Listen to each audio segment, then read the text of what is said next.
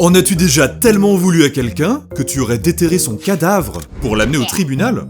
Historiquement étonnant, partie 1. Bon, il nous reste peu d'informations concernant le pape Étienne VI, à moins que ce ne soit le pape Étienne VII. Les historiens ne sont pas sûrs à son sujet, mais une chose bien connue est la folle histoire de sa papauté. Nous sommes en l'an 897. La manière dont Étienne est devenu pape est trouble. Mais il est établi qu'il fut soutenu par une puissante famille romaine qui n'aimait pas trop la papauté de l'époque. Le pape précédent, pape Formose, reposait tranquillement dans son cercueil depuis déjà 7 mois, mais son repos allait être perturbé.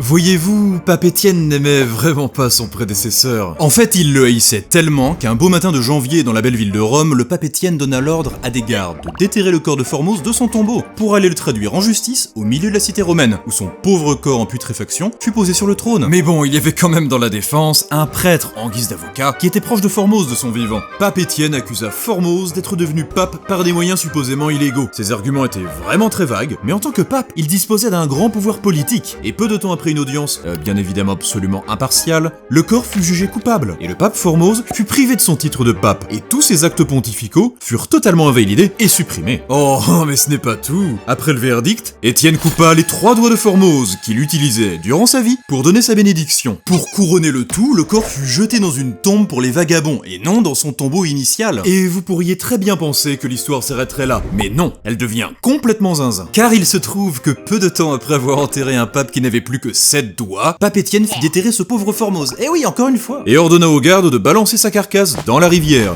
où son corps continua son drôle de chemin pour être vu par la ville entière. Ouais, bon, ça peut paraître fort étonnant, mais les gens de Rome n'étaient pas tellement enchantés que leur précédent pape se fasse allègrement charcuter en place publique après son trépas. Les accusations d'Étienne faites envers le Maccabée étaient nébuleuses. Et la vraie raison de sa haine intarissable est supposément que Formose, quand il était bien vivant et bondissant, avait fait d'Étienne un évêque d'une église avec lequel ce dernier n'était pas très pote. La dépouille flottante du pape Formose s'échoua finalement sur les berges du fleuve du Tibre, et selon des rumeurs locales, commença à réaliser des miracles. Bon, finalement, un moine repêcha gentiment le corps, et sans grande surprise, les gens de Rome étaient fous furieux. Le karma allait régler son compte à Étienne. Et peu de temps après le scandale, un large soulèvement se forma à Rome, et le pape fut jeté en prison. Et 1 mois plus tard, il fut tout simplement exécuté par pendaison.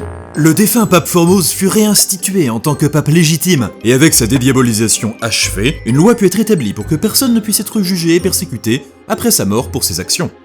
C'est ainsi que se finit l'étrange histoire du pape Étienne VI ou VII, qui avait une haine de tous les diables.